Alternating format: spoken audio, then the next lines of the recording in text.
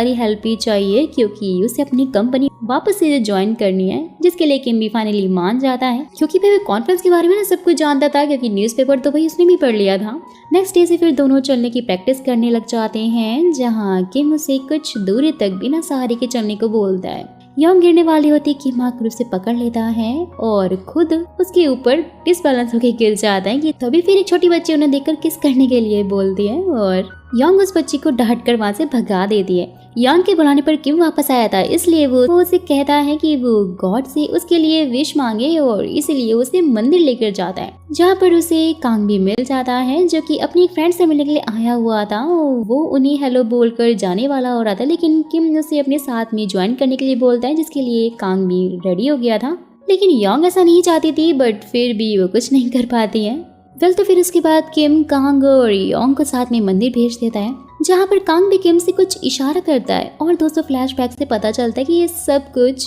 दोनों ने मिलकर किया है और किम ये सब उन्हें मिलाने के लिए कर रहा था। वेल तो फिर प्रेयर के बाद जब दोनों बाहर आते हैं तो देखते हैं कि योंग के जूते गायब हो गए। वेल तो किंग उन्हें ढूंढने का बहाना बोलकर वहां से चला जाता है क्योंकि वो तो किम ने ही गायब किए थे ताकि कांग और योंग साथ में थोड़ा टाइम स्पेंड कर सके। फाइनली यहाँ पर कांग भी अपने प्लान में कामयाब हो रहा था और वो योंग का बहुत ही अच्छे से ध्यान रखता है, उसे अपनी पीठ पर उठाकर लेकर जाता है, काफ़ी अच्छे से केयर कर रहा होता है। दोनों साथ में बहुत अच्छा टाइम स्पेंड करते हैं और धीरे धीरे योंग को भी कांग अच्छा लगने लग जाता है। वेल तो जैसे ही कॉन्फ्रेंस स्टार्ट होती है, जो सभी के सामने फुल कॉन्फिडेंस से कहती है कि योंग, तो तभी हम देखते हैं कि यहाँ एंट्री होती है योंग की, जो कि बिल्कुल ही हीरोइन स्टाइल में आती है और सभी के सामने ये अनाउंस करती है कि वो जल्दी कम बैक करने वाली है और साथ ही अपने डांस से सभी का दिल भी जीत लेगी। वेल तो फिर वापस जाते हुए ना चोई से रोक लेती है। योंग बोलने लग जाती है कि उन्होंने कंपनी को बहुत ज्यादा संभाल लिया है, वेल तो अब वो अपनी जगह लेने वापस आ गई है।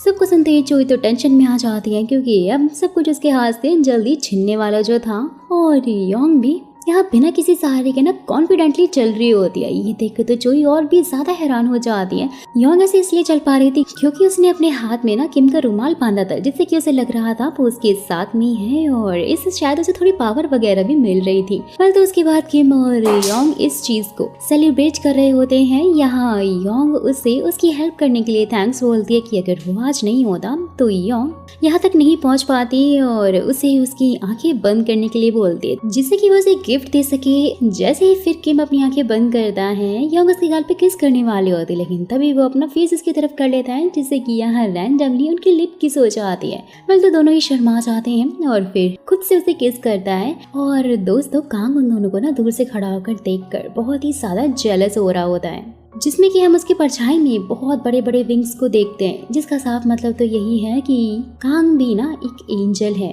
दोस्तों मैं आपको बता दूं कि कांग ना पास में जिस लड़की से प्यार करता था वो बिल्कुल योंग जैसी ही दिखती थी, और वहीं वो दोनों ही किस कर रहे होते हैं कि तभी किम बारिश को देखकर जल्दी से उठकर ना वहाँ से भाग जाता है, योंग को सॉरी बोलकर निकल जाता है और इससे योंग काफी ज्यादा हर्ट हो जाती है, रोने लग जाती है क्योंकि उसे लग रहा था कि शायद किंग उसे प्यार नहीं करता है, उसे करता था, वो बिल्कुल योंग जैसी ही दिखती थी। और वहीं वो दोनों ही किस कर रहे होते हैं कि तभी किम बारिश को देखकर जल्दी से उठकर ना वहाँ से भाग जाता है, योंग को सॉरी बोलकर निकल जाता है और इससे योंग काफी ज्यादा हर्ट हो जाती है, रोने लग जाती है क्योंकि उसे लग रहा था कि शायद किंग उसे प्यार नहीं करता है। उसी टाइम पर कांग वहाँ आकर योंग को अपने साथ में ले जाता है और वहीं किम को भी काफी बुरा लग रहा होता है कि उसने योंग को किस कर लिया है, ऐसा उसे नहीं करना चाहिए था क्योंकि ये तो गॉड के रूल्स के खिलाफ था। वेल तो नेक्स्ट डे फिर किम योंग के पास आकर उससे रात के लिए माफी मांगता है और रात की बातों को ना भूलने के लिए बोलता है। योंग उसके सामने ऐसे दिखा रही होती है कि जैसे वो बिल्कुल ठीक है,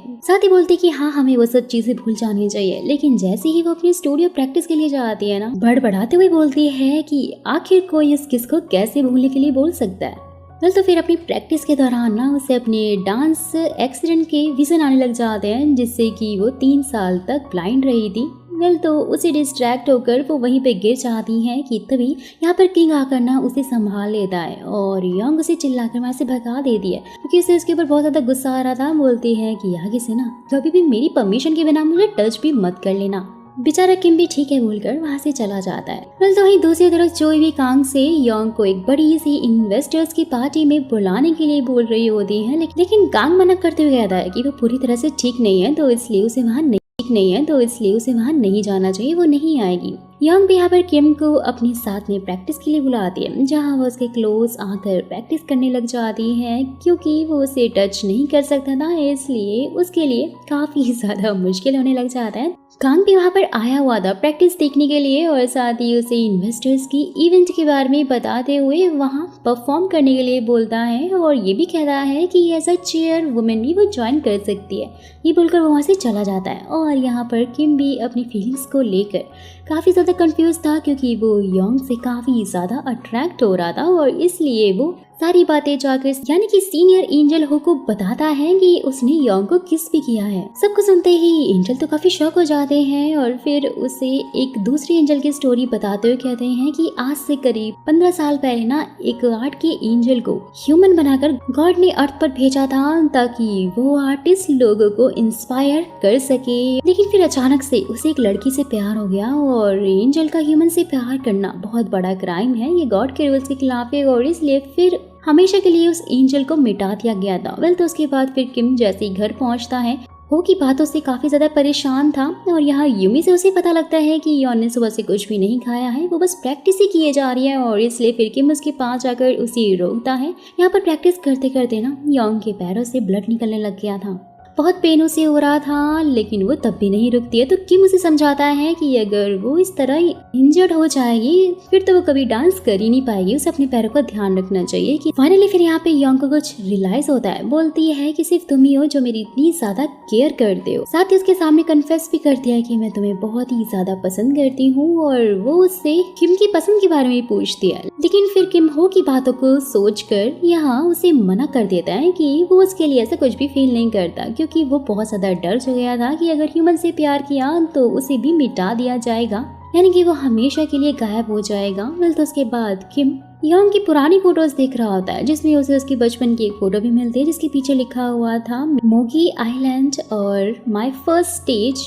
माई फर्स्ट ऑडियंस, यानी कि यही वो जगह थी जहाँ पर योंग ने फर्स्ट टाइम डांस किया था, जिसके बारे में ना दोस्तों हमें आगे पता लगेगा। वही दूसरी तरफ जो ने योंग को मिलने के लिए बुलाया हुआ होता है और उसे इन्वेस्टर्स के इवेंट के बारे में बताते हुए कहते हैं कि इस इवेंट में ना हमें बहुत सारे स्पॉन्सर मिल सकते हैं और साथ में वहाँ पर ये भी अनाउंस करूंगी कि अब से कंपनी तुम चलाओगी। और ये सब सुनते ही योंग तो फटाक से इवेंट में आने के लिए तुरंत ही मान जाती है। वहाँ से निकलते हुए कांग भी उसे अपने साथ में मोगी आइलैंड लेकर जाता है, जहाँ पर दोस्तों किम ने उसकी डांस की ना सारी तैयारी पहले से करके रखी हुई थी, जो कि बहुत ही